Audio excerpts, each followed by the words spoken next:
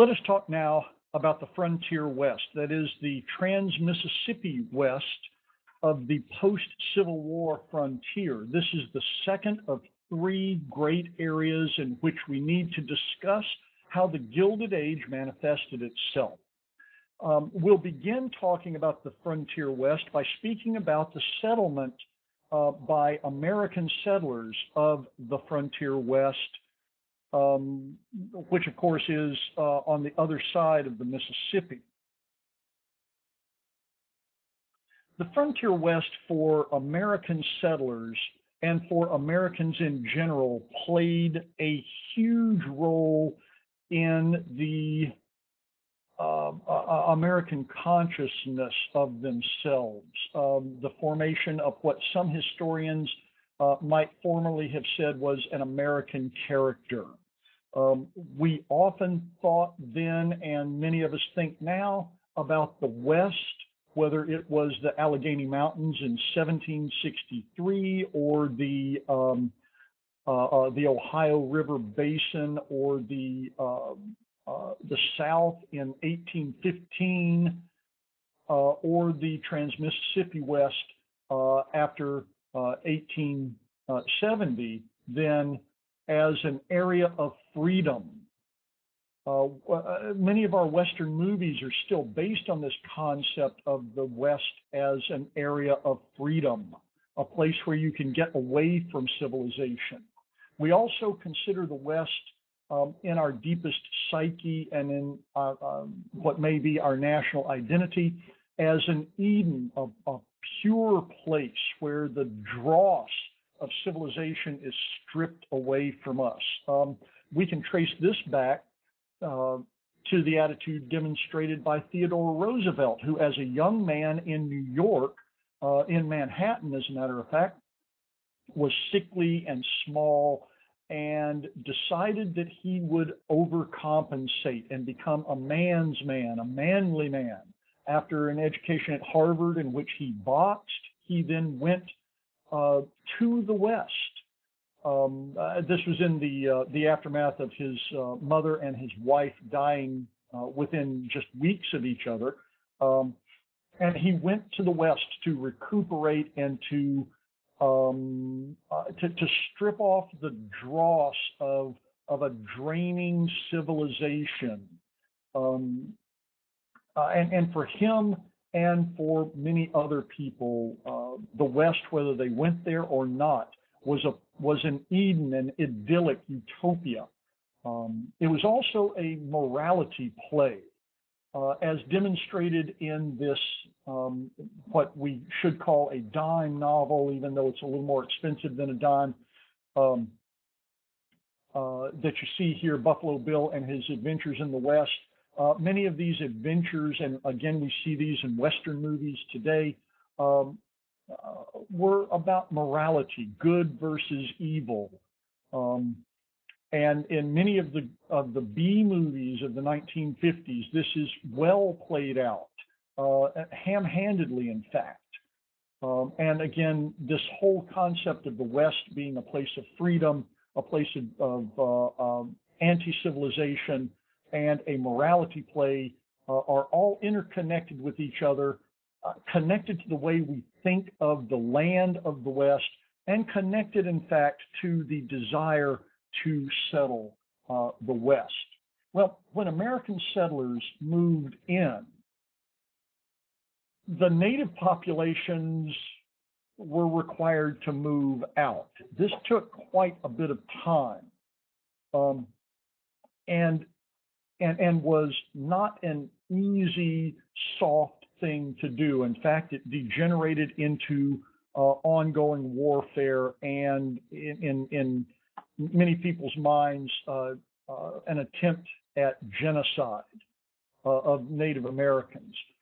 There were encroachments by the U.S. going back into the 1840s. The Oregon Fever of the 1840s led to a reasonably large number of overland travelers moving into Oregon from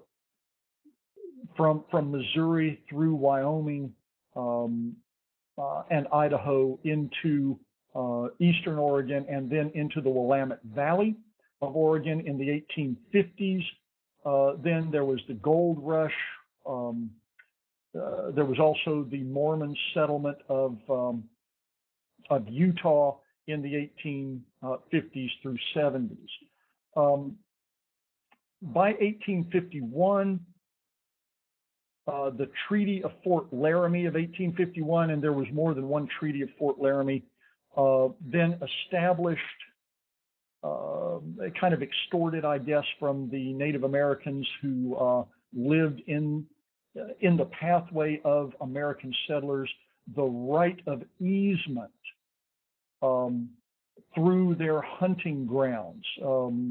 Many of the tribes in that area agreed to allow American settlers who were on their way to Oregon passage through their lands unmolested. Well, the Americans looked at this a little bit differently. Rather than seeing that they were being given the right to pass through other land, they looked at it as a roadway, and that Native Americans to the north, primarily the Sioux and Siouan speakers of north of the North Plains, would be kept in an area north of a line on either side of the trail to Oregon, and that the other Native Americans would be kept south of a line, and that Americans began looking at these as two great reservations. And this was the beginning of the reservation system.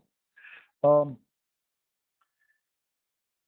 1867, we see this reservation system formalize into the creation in American law and American negotiation with what they considered to be foreign powers, the native tribes, then into a more formalized reservation system. Finally, in 1869, only 2 years later, to manage the affairs of these reservations, the American government created the Board of Indian Commissioners, for good or ill. So instead of asking for passage, or moving rather from asking for passage through someone else's land to creating special reserves where Native Americans could live unmolested, to creating a Board of Indian Commissioners that oversaw these reservations and controlled the reservations, then we see the development of a policy of encroachment. In 1887, in order to cure some of the problems that had come about because of this reservation system, some of the impoverishment and cultural destruction that had come about because of the reservation system. It's not on the slide, but it's well covered in your book, the Dawes Severalty Act, which was a well-intentioned act to try to civilize, that is, make innocuous Native Americans, so that there would be no excuse for the more violent among Americans to want to kill them. This divided these reservations into plots that would be given to individuals and held in trust so that they could not be speculated away.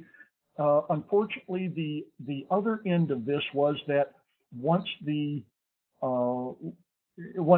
every member of a tribe received their full allotment of land, any leftover land was then opened for sale. So this had the net effect of shrinking the available tribal lands. It also tended to go against the way that many Native American tribes members considered land to be held as a common good rather than to be held as private property. This doesn't mean that Native Americans did not understand private property. They certainly did understand it, but their concept of the commons was much more like the English medieval concept of the commons, in which there were certain areas that were held as a community, and and were not to be broken up into private holdings. So this is how many native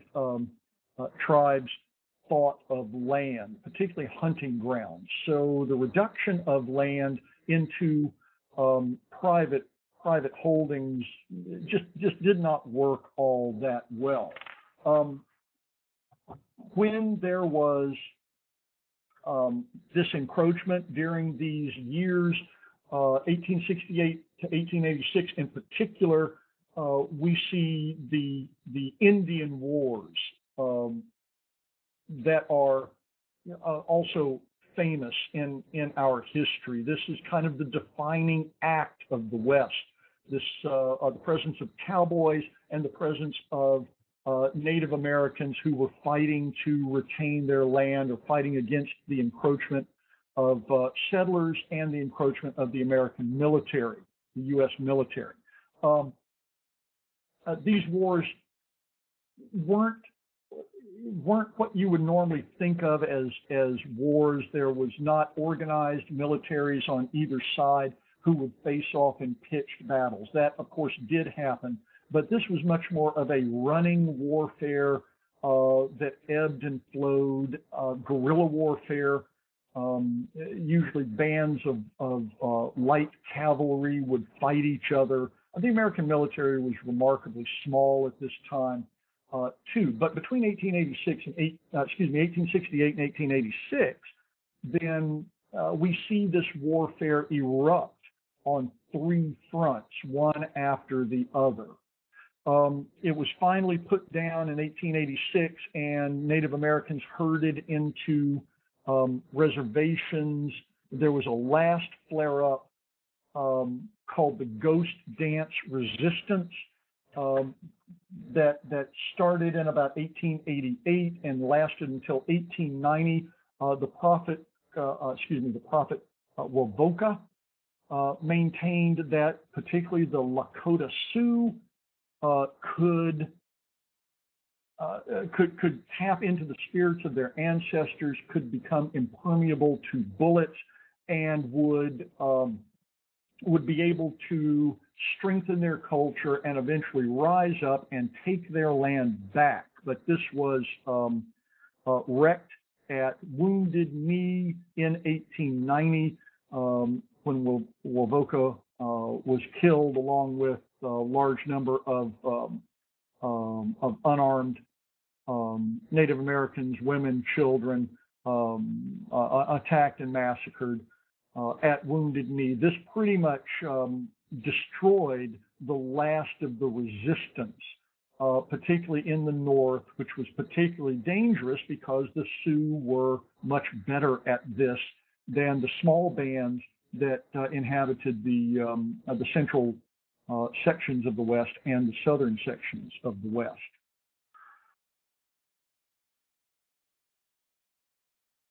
Let's look at this map.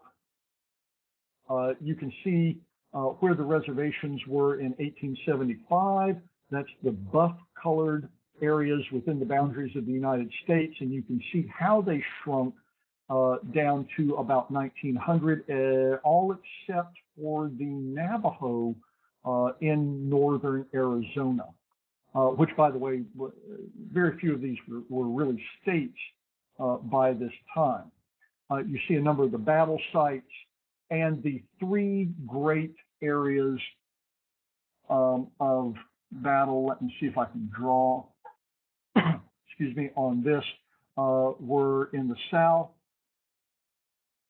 in the central high plains and foothills of the mountains, and across the north, right there. When the American settlers finally subdued Native Americans to the point at which they were of no real threat, then how did they go about settling the West? Well, one of the most important mechanisms that allowed for the settling of the West was the Transcontinental Railroad that opened in 1869. This is something we'll talk about a little bit later. but other railroad trunk lines opened in the 1870s. You can see across the northern tier that there are two great east-west trunk lines. You can see across the mid-tier that there were two large trunk lines, and then the southern tier had a single trunk line through Arizona and into California. These were the things that opened up the West. The railroads had been subsidized, sometimes with direct cash input, but mostly by grants of land on either side of the proposed route, significant grants of land on either side of the proposed route that alternated. There would be a large land grant to the south of the tracks, and then immediately adjoining that to the north of the tracks, but one section over would be another land grant. And so there's a checkerboard effect. Who got the land that wasn't granted to the railroads? Well, that was land that was retained by the federal government in public trust. But that land given to the railroads was meant to be either used by the railroads or sold by the railroads in order to help finance both the track laying and the maintenance of the railroad operations along those transcontinental east-west trunk lines. Excuse me. In 1869, the Union Pacific going from east to west and the Central Pacific going from California eastward met in Promontory Point, Utah, near Salt Lake City to drive the golden spike that finished off that trunk line. On the Union Pacific, the workers were primarily Irish immigrants, and on the Central Pacific, the workers were primarily Chinese immigrants. And Congress established a system on the first transcontinental railroad of providing these land incentives to railroad builders, and they provided land incentives to railroad builders in the East as well. And states also provided land incentives where they owned land as a public trust in order to assist railroads in financing themselves. Now, when railroads sold their land, they did so primarily to settlers. Not only could settlers get all the way across the country, but railroads wanted them to stop and buy land along the rail routes. Well, who was the ideal farmer, the ideal settler? The ideal was much like as we've talked about, the New South's ideal, the Jeffersonian ideal of the yeoman farmer was exactly what the railroads and other promoters of Western migration wanted people to become. Whether you had been a slum dweller or or somebody like Theodore Roosevelt who had grown up in a wealthy family, they wanted you to come west and they wanted you to establish a place of your own, a farm that was both self-sufficient and produced enough to engage in marketing activity that would then have to be, your product would have to be transported on the railroad. Furthermore, the Congress passed a number of acts to aid settlers. The Homestead Act, for example, in 1862, that had been proposed for 15 years before that, but was unable to be passed until the Southern congressmen all seceded from Congress, with the exception of one, of course. Then Homestead Act was passed in 1862 that provided 160 acres of formerly public land to be sold at a very reduced price for the act of living on the land. This would open up the West. It would open up great areas of the South and the Midwest as well to yeoman farmers. 160 acres or a quarter section was what agricultural economists at that time believed would provide enough for a family. Now, it turns out that in the West, one of the problems with farming the West was that when it opened up in about 1870, then that was the beginning of a wet period, a period of about 15 or 20 years of wet weather. And so many people believed that this weather pattern would last forever, and they went out west, and they really didn't know what they were getting themselves into. The climate is much more extreme than it is in the East. It's much more extreme than it is in many parts of Europe. And it's very difficult to actually make a go of 160 acres of farmland out there. Also, many of the lands of the Great Plains were completely void of trees. So you had all of the problems of wind and weather that you get when you don't have any windbreaks. Also, it was difficult to make land pay for itself. So in 1873, then to encourage the growing and harvesting of trees as a cash crop, and also to establish windbreaks and a timber market in the West, the Congress passed the Timber Culture Act. In 1878, it passed the Timber and Stone Act that provided for ever increasing lots of land to be sold to those who would plant trees and harvest those trees to supplement their income. Now, this tended not to benefit the yeoman, the ideal farmer, the yeoman farmer. This tended to benefit large farms and agribusinesses, corporations, who could scarf up great deals of land and either plant the trees or pretend to plant the trees in order to gather more land as an economic asset or as cattle land. Nevertheless, between the Homestead Act and the railroad's reselling of land, many people who thought of themselves as potentially yeoman farmers moved out west and attempted to establish a living. Some of them were able to do so. Most of them were not, and ended up having to do something else. New crops and new tools were also invented and made available that sometimes allowed some of these settlers, or at least allowed agribusiness to stay where they were, potentially even to grow and prosper.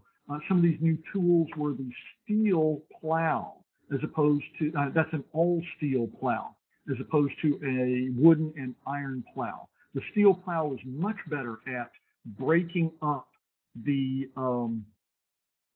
hard soil and the topsoil that was just cut through with grass roots of the Great Plains. McCormick's reaper, which was ideally suited for the flat, long expanses of plains that bordered either side of the Mississippi and extended into the big intermountain, or rather the great high plains of the slopes of the Rockies. Barbed wire allowed both farmers to fence off their land from the huge herds of roving cattle that we'll talk about in a minute, and also allowed some cattlemen and some other herders to fence off their lands that allowed them to improve their cattle. That was a pretty big struggle, but they ultimately were able to come to terms with that. New crops, hard wheat, that was imported from Russia to become #1 wheat. quite literally called number one hard wheat. That's the wheat that we find in many of our breads today. This was a kind of wheat that had a long gluten strand, but was also extremely hardy and could be planted from Canada through Kansas and could do well in the extreme climates and the lack of water that many people found themselves in during the course of that. Also hybrid corn that could be used for feed, not really suitable for human food, but could then be used as cattle feed to help cattle winter the hard weather and live through the hot summers of the great plains of the West. This was developed.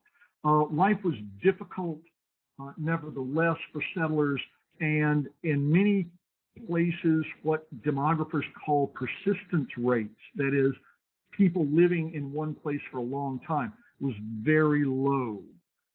In many places in the West, people just simply gave up their yeoman farms, moved to town, moved back east, remigrated back to their home countries, or they became, rather than yeoman farmers who were self-sufficient, became agricultural laborers or worked in another industry. And that will be the topic of our next lecture. Thank you.